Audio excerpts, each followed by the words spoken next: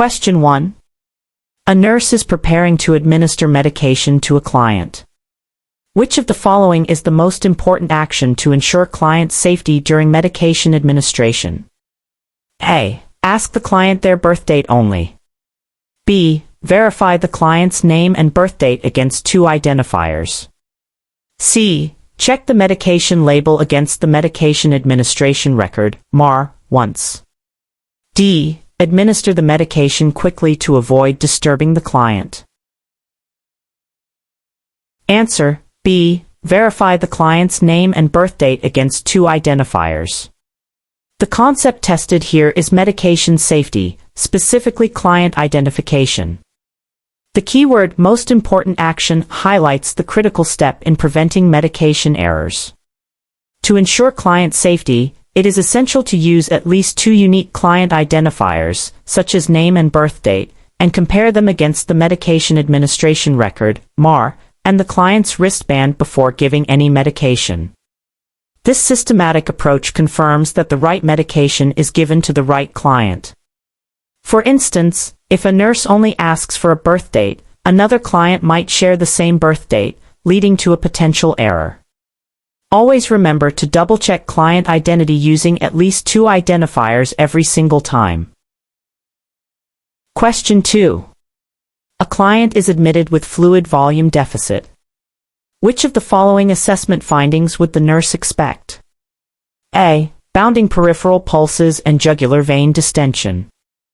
B. Moist mucous membranes and decreased urine-specific gravity.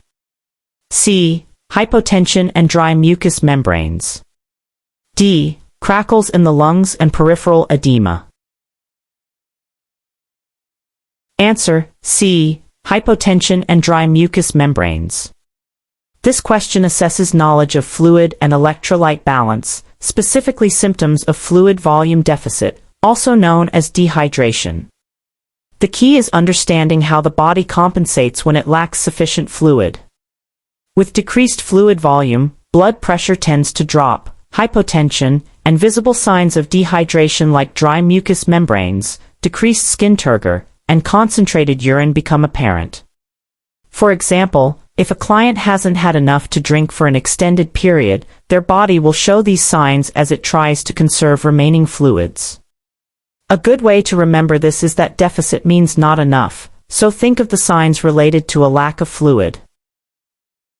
Question 3. A nurse is caring for a client who is experiencing an acute asthma exacerbation. Which of the following assessment findings is the priority? A. Bilateral wheezing. B. Respiratory rate of 22 breaths/min. C. Oxygen saturation of 90% on room air. D. Use of accessory muscles for breathing. Answer: D. Use of accessory muscles for breathing. This question tests the nurse's ability to prioritize assessment findings in a client with respiratory distress, focusing on an acute asthma exacerbation. The keyword priority directs the nurse to identify the most immediate threat to the client's well-being. While wheezing and a slightly low oxygen saturation are concerning, the use of accessory muscles indicates significant increased work of breathing and impending respiratory fatigue, which is a sign of worsening respiratory compromise and a medical emergency. For example, if a client is struggling to breathe and using their neck muscles to help them, it signifies they are in severe respiratory distress and require immediate intervention. Always prioritize signs that indicate immediate airway compromise or respiratory failure. Question 4. A nurse is preparing to administer an intramuscular, IM, injection to an adult client. Which site is most appropriate for a volume of 2 milliliters? A. Deltoid muscle. B. Dorsogluteal muscle. C. Ventrogluteal muscle. D. Vastus lateralis muscle. Answer: C. Ventrogluteal muscle. This question focuses on safe medication administration, specifically the appropriate site for an intramuscular injection volume. The key is knowing which sites can safely accommodate larger medication volumes while minimizing the risk of injury. The ventrogluteal muscle is generally considered the safest and preferred site for IM injections in adults because it is free of major nerves and blood vessels, and it can accommodate volumes up to 3 milliliters.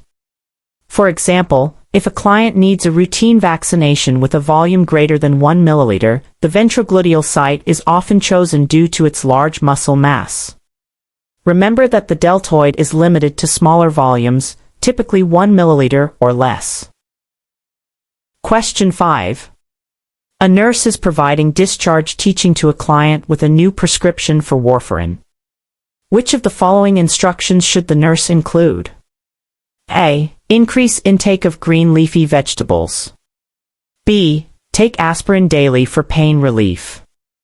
C. Report any signs of unusual bleeding or bruising.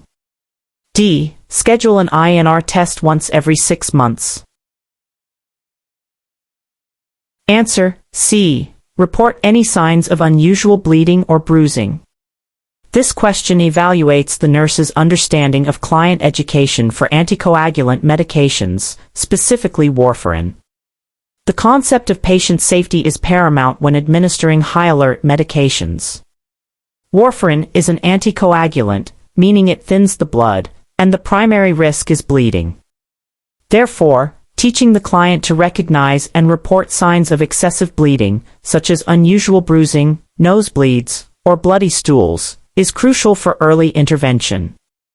For instance, if a client starts bruising very easily or notices blood in their urine, they need to contact their healthcare provider immediately. Always emphasize monitoring for bleeding with any anticoagulant medication.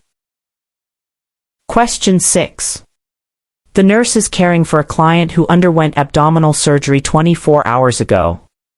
Which finding requires immediate intervention? A. Mild incisional pain rated 3 out of 10. B. Bowel sounds absent in all 4 quadrants. C. Urine output of 40 milliliters per hour. D. Temperature of 101.5 degrees Fahrenheit 38.6 degrees Celsius. Answer: D. Temperature of 101.5 degrees Fahrenheit 38.6 degrees Celsius.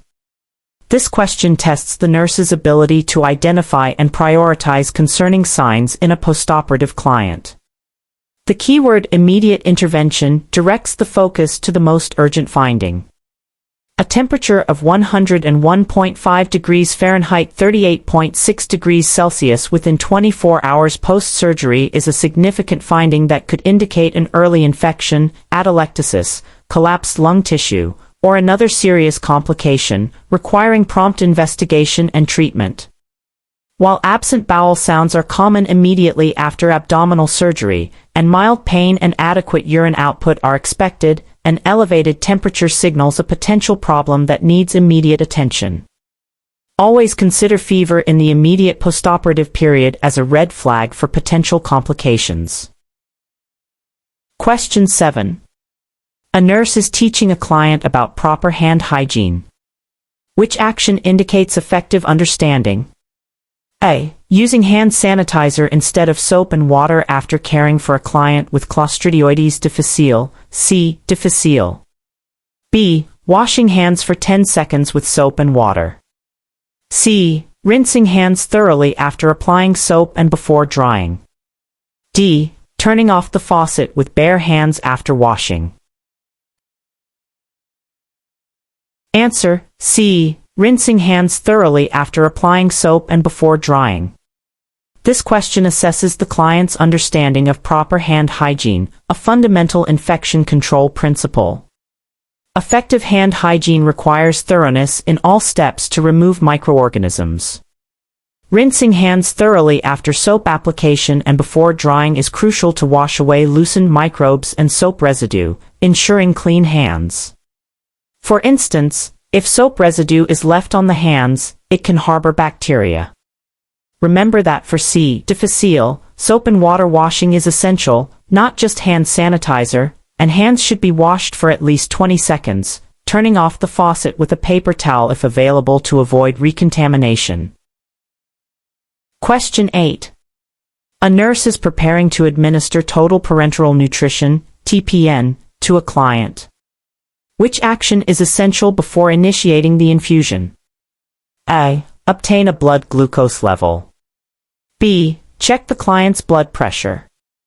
C. Administer an oral antiemetic. D. Assess the client's bowel sounds. Answer: A. Obtain a blood glucose level. This question focuses on the essential nursing considerations for administering total parenteral nutrition, TPN. The concept is safety and monitoring for potential complications. TPN is a highly concentrated solution of nutrients, including dextrose, which can significantly impact a client's blood glucose levels. Therefore, monitoring blood glucose is critical before and during TPN administration to prevent hyperglycemia or hypoglycemia. For example, if a client's blood glucose is too high before TPN infusion, the nurse might need to consult the provider about insulin administration. Always prioritize blood glucose monitoring when initiating and managing TPN due to its high glucose content. Question 9. A nurse is assessing a client who reports experiencing difficulty falling asleep and staying asleep for several weeks. The client states, "I just can't seem to relax." Which nursing intervention is most appropriate? A. Suggest increasing caffeine intake during the day. B. Advise daily strenuous exercise right before bedtime. C. Recommend establishing a regular bedtime and wake-up time. D. Encourage watching television in bed to help relax. Answer: C. Recommend establishing a regular bedtime and wake-up time. This question addresses the concept of sleep hygiene, a critical component of promoting health and well-being. The client's complaint of difficulty sleeping for several weeks and inability to relax points to chronic sleep disturbance. Establishing a consistent sleep-wake schedule, even on weekends, helps regulate the body's natural circadian rhythm, making it easier to fall asleep and wake up naturally. For example, going to bed and waking up at the same time every day trains the body to expect sleep at a predictable time. Always emphasize routine and consistency when providing advice for sleep difficulties. Question 10. A nurse is caring for a client who is NPO, nothing by mouth, and scheduled for surgery. The client asks for a sip of water. What is the nurse's best response? A. Just a small sip won't hurt, but don't tell anyone. B. I understand you're thirsty, but it's important for your safety that you don't drink anything before surgery. C. You can have water after your surgery is complete. D. Let me check with the doctor to see if you can have ice chips. Answer: B. I understand you're thirsty, but it's important for your safety that you don't drink anything before surgery. This question tests therapeutic communication and patient safety, specifically concerning NPO status before surgery. The best response requires both empathy and a clear explanation of the safety rationale. Consuming anything orally before surgery can increase the risk of aspiration, inhaling food or liquid into the lungs, during anesthesia, which can lead to serious complications like pneumonia. For instance, if a client drinks water, it can sit in their stomach and potentially be regurgitated during the procedure. It's crucial to explain why they can't drink, focusing on their safety, rather than just stating they cannot.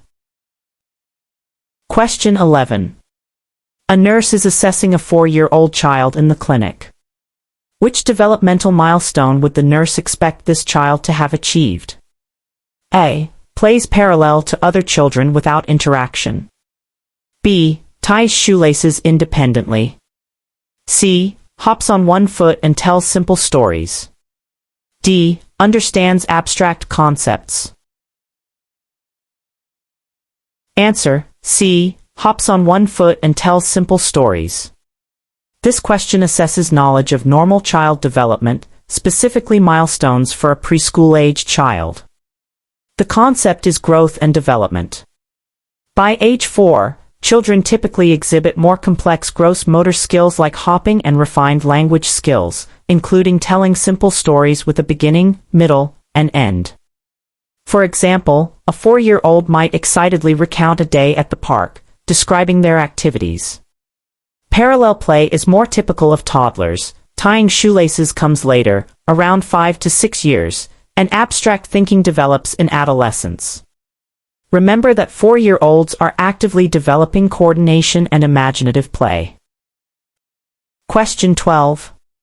A client receiving a blood transfusion begins to experience chills, fever, and lower back pain. What is the nurse's priority action? A. Slow down the transfusion rate. B. Administer an antipyretic. C. Stop the transfusion immediately. D. Recheck the client's vital signs in 15 minutes. Answer: C. Stop the transfusion immediately. This question evaluates the nurse's immediate response to a suspected adverse reaction during a blood transfusion. The concept is transfusion reactions, a critical safety concern. The symptoms of chills, fever, and lower back pain are classic indicators of an acute hemolytic transfusion reaction, which is a life-threatening emergency. The priority action is always to stop the transfusion immediately to prevent further harm and minimize the reaction. For instance, if a client is receiving blood and suddenly complains of severe back pain, stopping the infusion is the first step before calling for help or administering medications. Always prioritize patient safety by halting any infusion that is causing a suspected adverse reaction. Question 13. A client with chronic kidney disease is advised to follow a low-sodium diet. Which food choice indicates a need for further teaching? A. Fresh fruits and vegetables. B. Canned soup. C. Baked chicken breast. D. Unsalted nuts. Answer: B. Canned soup. This question tests the nurse's understanding of dietary restrictions for specific medical conditions, particularly a low-sodium diet for chronic kidney disease. The concept is therapeutic nutrition.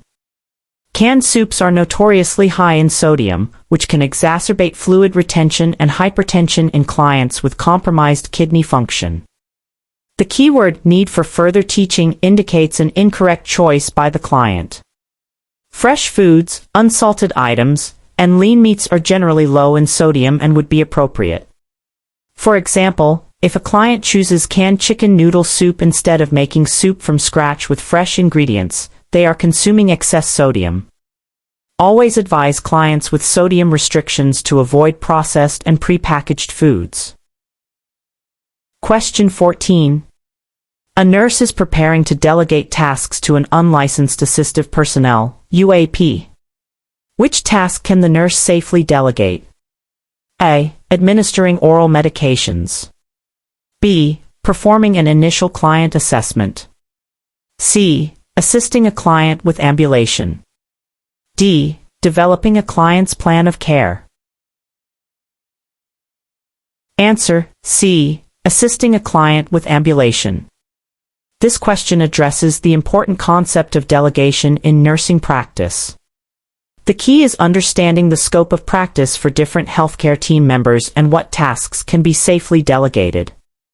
Assisting a stable client with ambulation, walking, is typically within the scope of practice for a UAP because it involves basic care and does not require nursing judgment, assessment, or medication administration.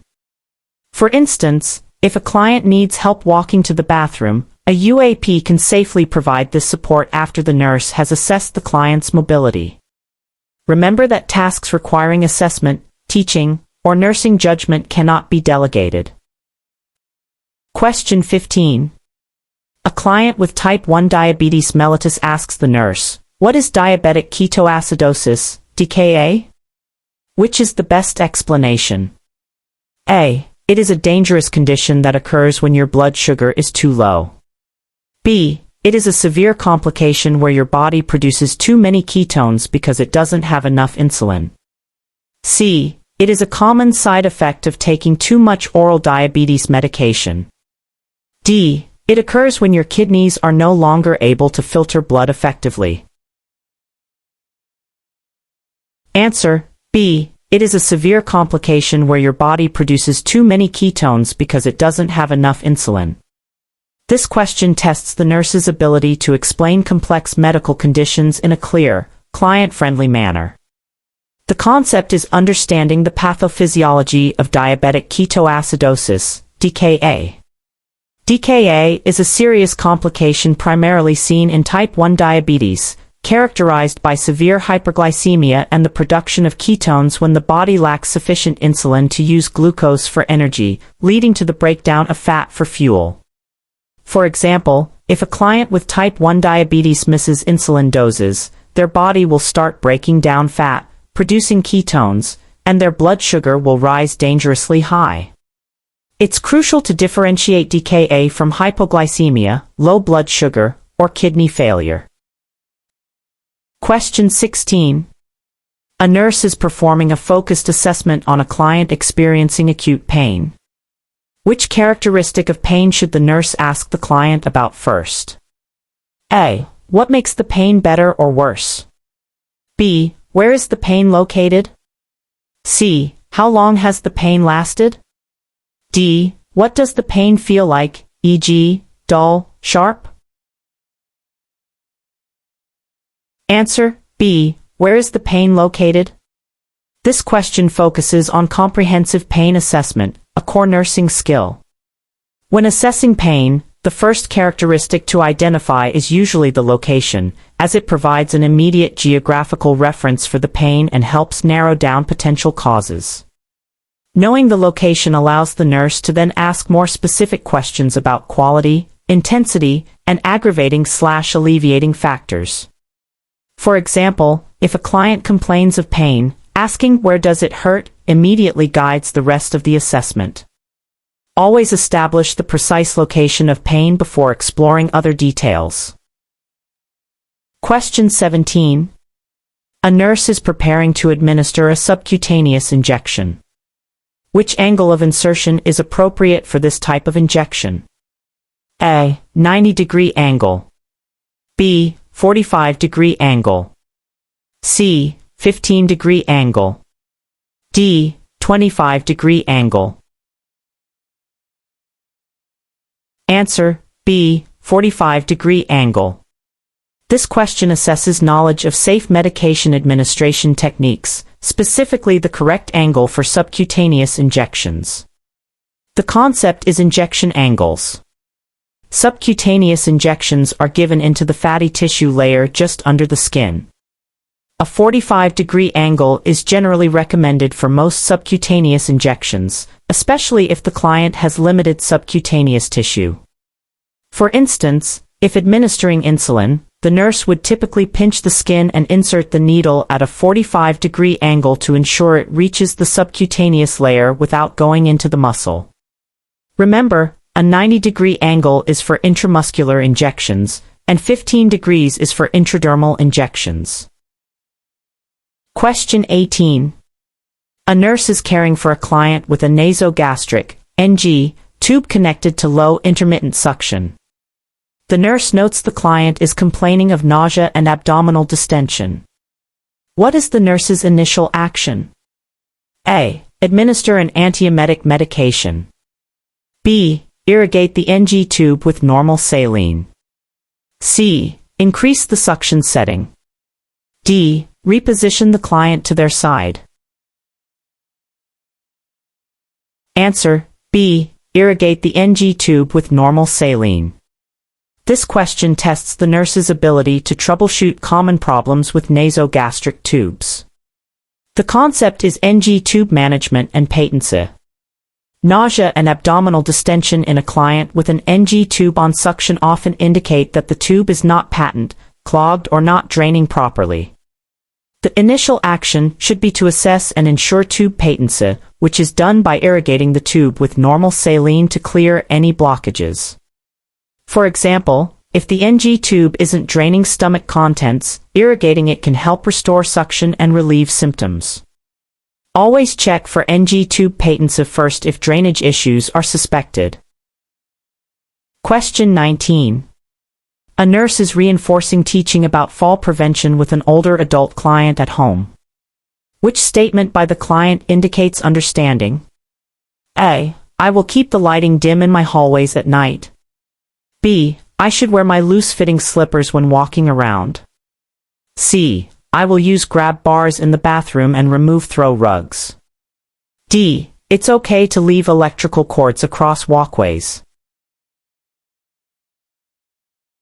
Answer: C. I will use grab bars in the bathroom and remove throw rugs. This question assesses the client's understanding of fall prevention strategies, a critical safety concept for older adults. The statement indicating understanding signifies correct application of safety principles.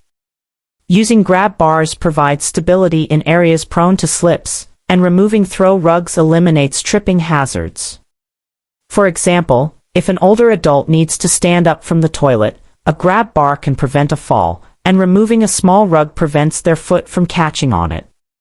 Always advise clients to make their home environment safer by eliminating obstacles and adding supportive aids to reduce fall risks. Question 20. A nurse is providing care for a client who is receiving oxygen therapy via nasal cannula. Which finding indicates the therapy is effective? A. The client reports shortness of breath. B. Respiratory rate is 28 breaths/min. C. Oxygen saturation is 96%. D. Client's skin is pale and clammy. Answer: C. Oxygen saturation is 96%. This question evaluates the nurse's understanding of the effectiveness of oxygen therapy.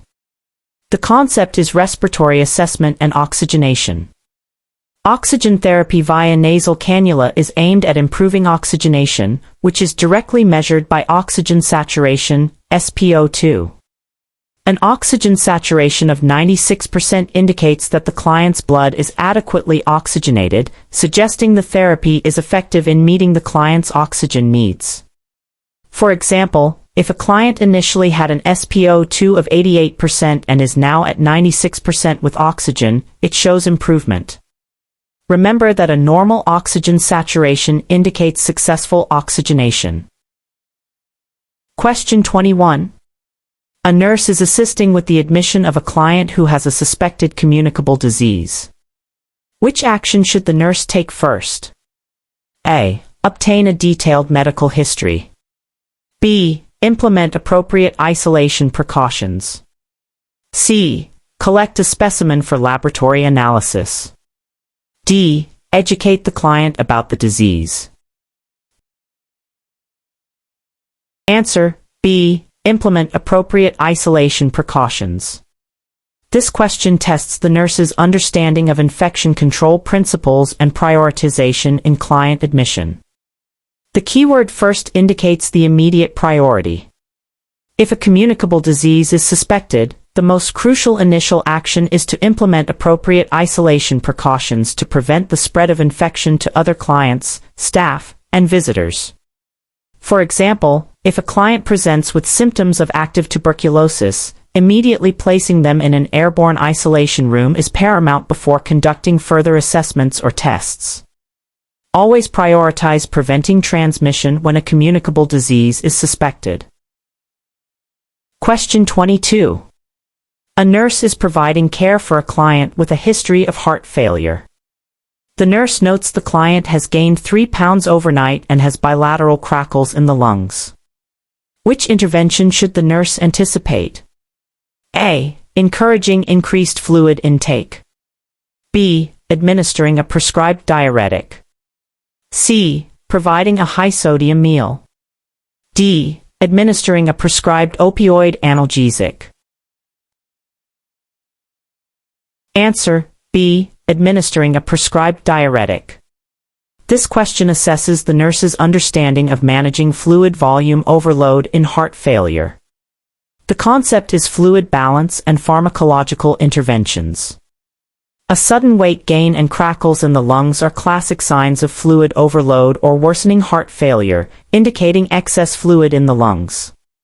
A diuretic medication helps the body excrete excess fluid, alleviating symptoms. For example, if a client with heart failure suddenly has difficulty breathing due to fluid buildup in the lungs, a diuretic like furosemide will likely be ordered to help remove that fluid. Remember that diuretics are key for reducing fluid overload in heart failure.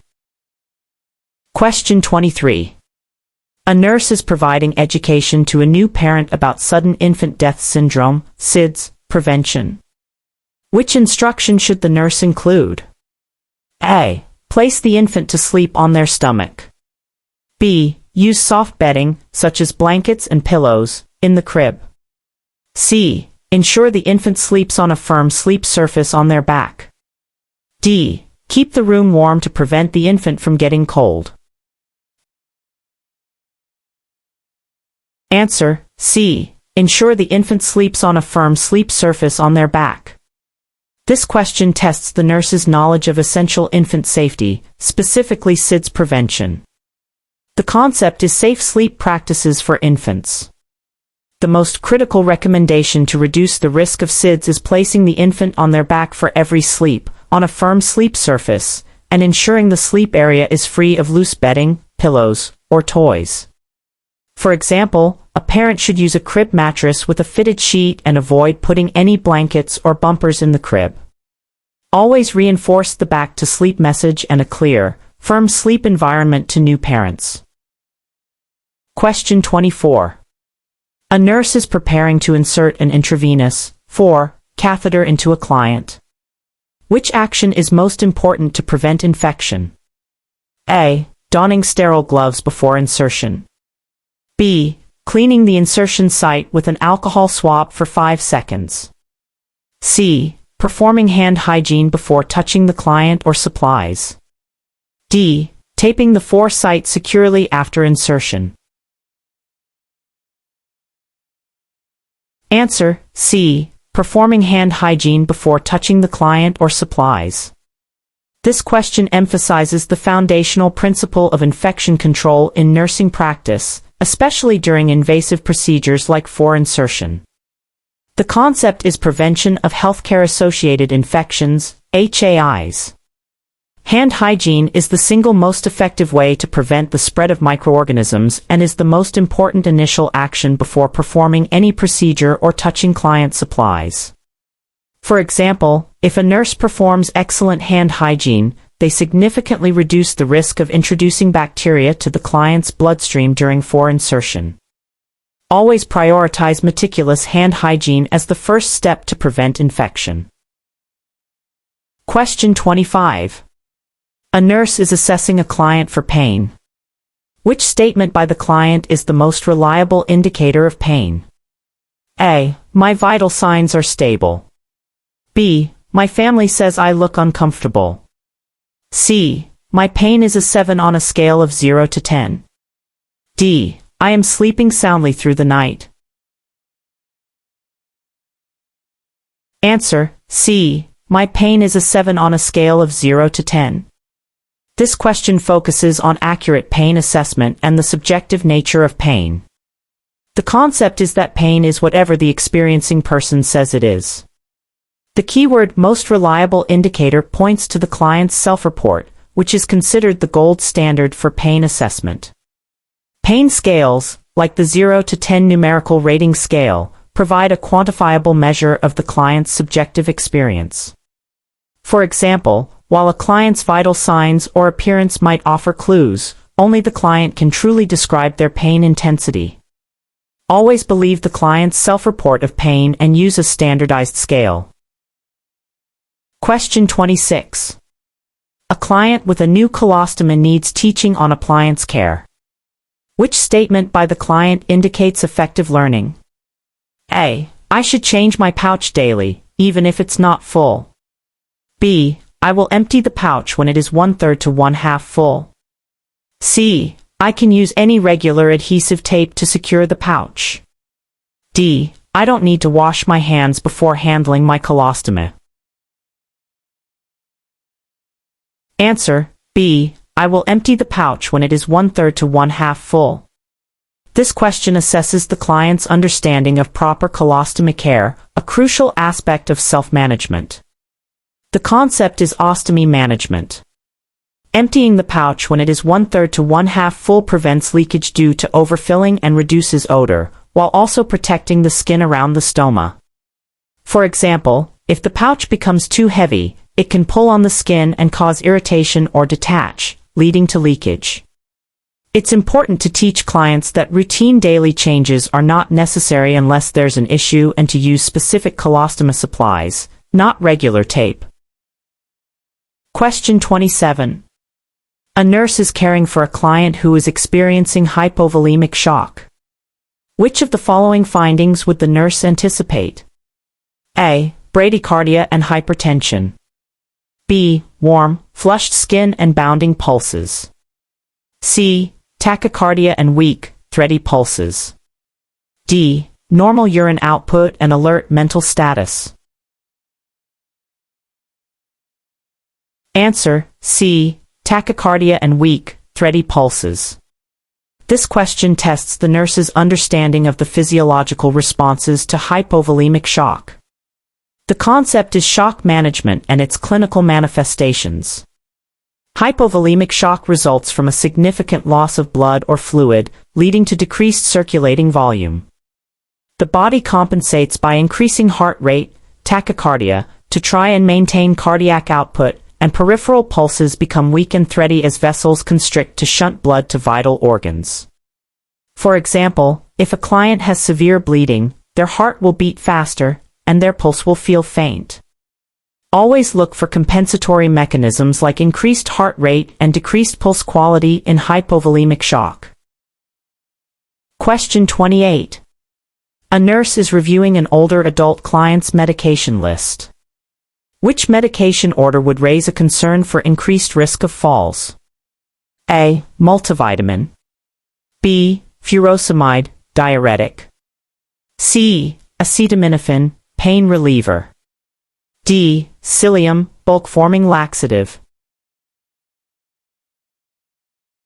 Answer: B. Furosemide, diuretic. This question assesses the nurse's understanding of medication side effects, particularly those that increase fall risk in older adults. The concept is medication safety in the geriatric population. Furosemide, a loop diuretic, can cause orthostatic hypotension, a drop in blood pressure when standing up, dehydration, and electrolyte imbalances, like hypokalemia, all of which significantly increase the risk of dizziness and falls, especially in older adults. For example, if an older client takes furosemide and stands up quickly, they might feel lightheaded and fall. Always be vigilant about medications that affect blood pressure, fluid balance, and mental status when assessing fall risk. Question 29. A nurse is educating a client about the importance of deep breathing and coughing exercises after surgery. What is the primary purpose of these exercises? A. To prevent nausea and vomiting. B. To reduce the risk of deep vein thrombosis, DVT. C. To promote lung expansion and prevent pneumonia. D. To improve circulation to the surgical site. Answer: C. To promote lung expansion and prevent pneumonia. This question focuses on essential postoperative care and its rationale. The concept is prevention of respiratory complications post-surgery. Deep breathing and coughing exercises are vital after surgery to promote full lung expansion, clear secretions, and prevent atelectasis, collapsed lung tissue, and pneumonia, which are common postoperative complications due to shallow breathing and immobility. For example, if a client doesn't deep breathe, mucus can pool in the lungs, leading to infection. Always emphasize these exercises to help keep the lungs clear and expanded after surgery. Question 30. A nurse is caring for a client who reports severe chest pain radiating to the left arm. What is the nurse's priority action? A. Obtain a detailed pain history. B. Administer prescribed pain medication. C. Obtain an electrocardiogram, ECG. D. Place the client in a supine position. Answer: C. Obtain an electrocardiogram, ECG. This question tests the nurse's prioritization in a client presenting with symptoms indicative of a potential cardiac event. The priority action when severe chest pain with radiation to the left arm is reported is to rule out or confirm a myocardial infarction, heart attack. An electrocardiogram, ECG, is a rapid and essential diagnostic tool to assess cardiac electrical activity and can quickly identify cardiac ischemia or injury. For example, if a client complains of sudden, crushing chest pain, getting an ECG immediately is critical to determine the cause and guide life-saving interventions. Always prioritize objective assessment of cardiac function when chest pain suggests a heart attack.